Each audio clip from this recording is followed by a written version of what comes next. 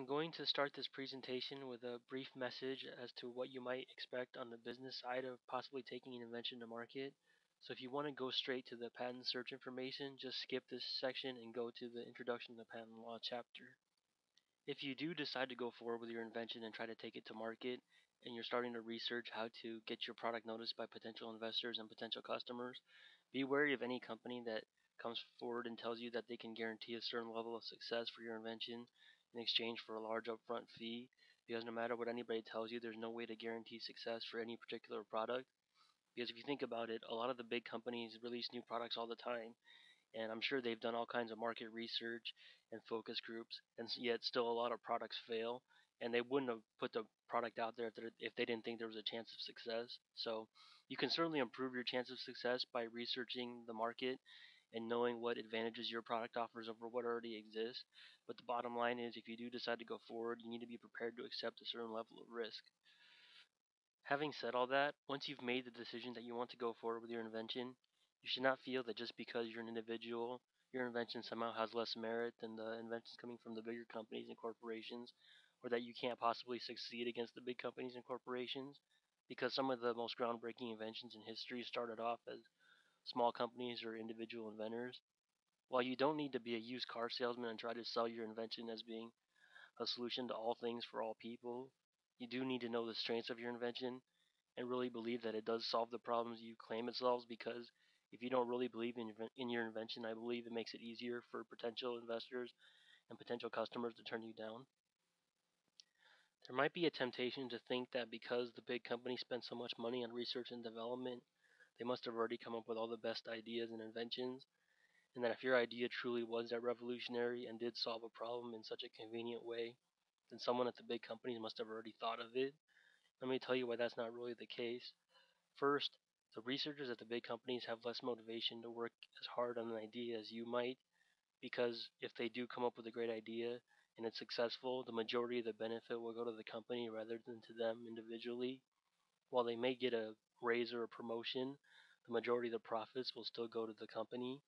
And in fact, there are laws stating that if a researcher comes up with an idea while on company time, they have to assign the invention to the company, whereas you as an individual will reap the vast majority of the rewards if your invention becomes extraordinarily successful. So you have more motivation to work hard on it.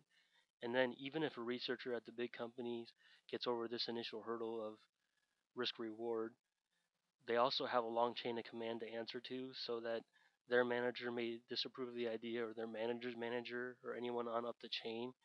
And you, as an individual, basically have the final say if you're willing to risk your money going forward with your invention.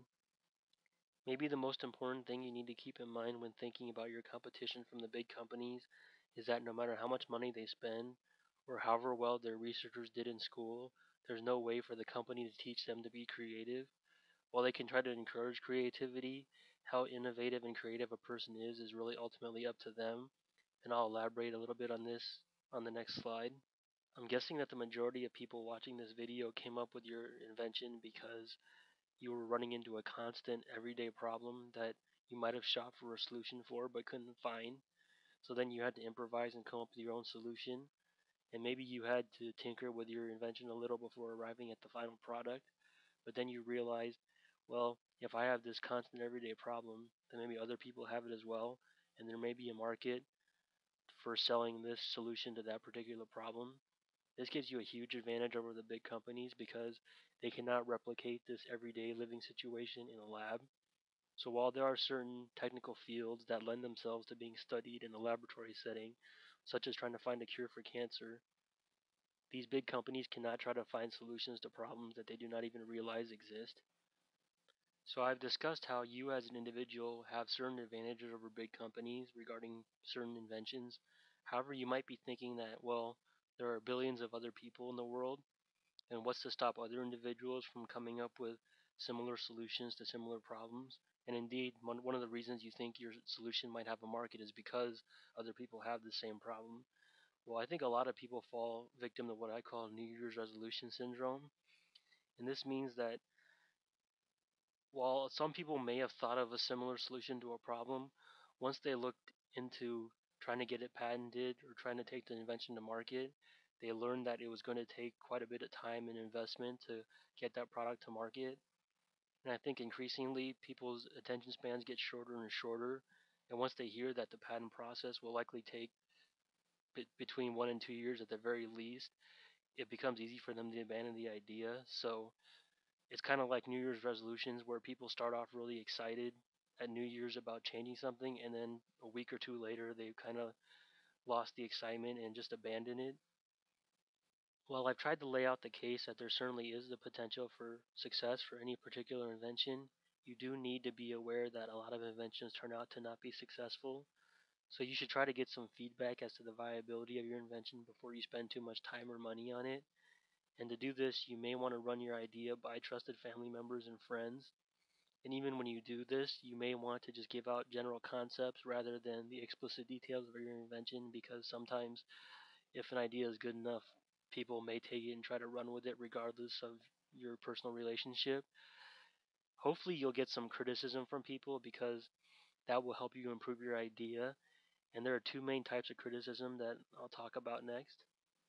The first type of criticism is constructive criticism, and while it may not be easy to hear, it's actually really very helpful in trying to make your invention more successful because it makes you think about legitimate concerns as to why your invention might not succeed and forces you to come up with sound arguments as to why you think these criticisms are not valid. And if a family member or friend raises these questions, then it's likely that a potential investor will have the same questions. So you need to be prepared to address these concerns with a potential investor. And you may ultimately have to agree to disagree with family members or friends because some questions won't be answered until you've actually released it to the market and seen how consumers respond. So sometimes you'll just have to take the chance, but one thing that's guaranteed is that if you don't go forward at all, then it's guaranteed you'll fail. The second type of criticism is what I call categorical criticism, and it's just basically when whoever you ran the idea by says that they think it's a bad idea or it's a stupid idea, but they don't really tell you why they think that, and they may say, "Oh, it's just a gut instinct." And if you get this kind of criticism, just thank the person for hearing you out and move on and don't try to argue with them because there's really no way to make a sound argument as to why someone's gut instinct or intuition is wrong. I ran across some criticism myself when I ran the idea of doing this DVD by some people, and the main constructive criticism I came across was that I'm giving away my trade secrets by teaching you how to do this, and it's possible I'll put myself out of business because no one will need me to do searches for them in the future if they all know how to do it by themselves. I have my reasons as to why I think this is not the case, but I have to agree to disagree with the people that brought this up because only time will tell as to whether or not the idea works and whether or not people no longer need my help in the future. One of the primary reasons I feel I'm not giving away any trade secrets by releasing this DVD is that this information is really not quote unquote secret to begin with. If you spend enough time researching on the internet, you can find most, if not all, of the information I'm going to present on this DVD. My goal is just to present it in a cohesive format, in a centralized location, with some tricks that I've learned from my own experience to help you perform a quality patent search from scratch. And there are similar products that already exist, so I'm just trying to provide a quality alternative. Another reason I'm releasing this DVD is because I've had potential clients who I thought had great ideas not go forward because when I told them my fee for doing the search for them, it kind of scared them off.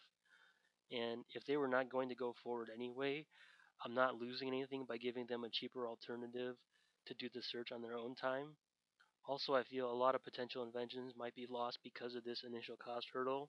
And if I provide a cheaper quality alternative for people to do the search on their own time, this will hopefully cause a lot of other inventions to come to market, and maybe some of these inventions will benefit me individually in the future.